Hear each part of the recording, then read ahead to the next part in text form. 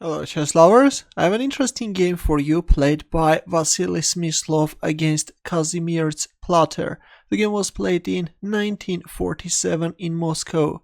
Smyslov had white pieces and he started with c4, knight f6 by platter, knight f3, g6, g3, bishop g7, bishop g2.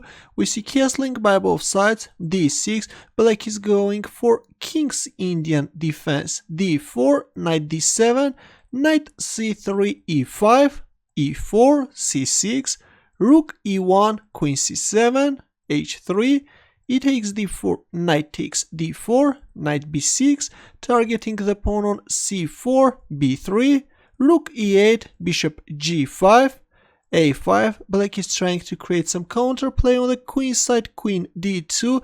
Meanwhile, white is centralizing his pieces, rook d1, a takes b3, a takes b3, knight d7 and bishop h6. White wants to exchange the dark square bishops and weaken black's king side. And overlooking white's next threat, platter played bishop h8.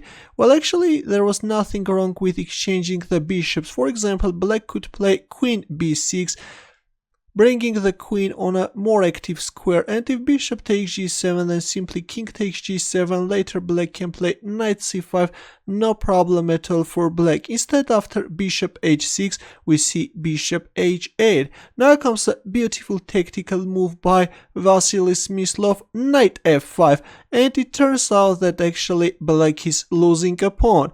And the knight can't be taken because of the simple queen g5 check, and black king will get checkmated.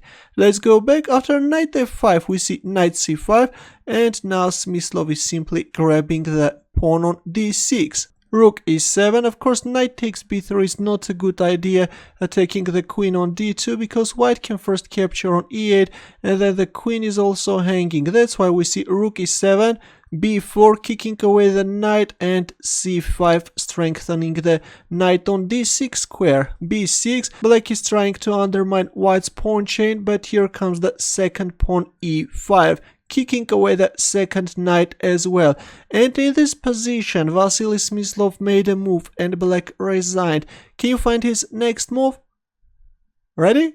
He played bishop takes c6 and black resigned. What a sacrifice. By sacrificing the bishop, white got rid of the pawn, which was covering the d5 square, and already this knight d5 move can be a real threat. Right now the rook on a8 is hanging. For example, if black move away the rook from a8 square, then again knight d5, and if queen takes c6 then knight d5 is just crushing. Right now the threat is knight takes e7, checkmate.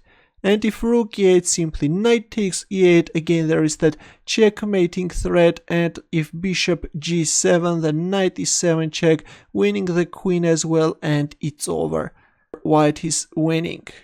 What a sacrifice. Actually this bishop takes c6 looks very powerful. If you enjoyed this brilliant game, don't forget to give the thumbs up or subscribe to my channel. More games are coming. Good luck.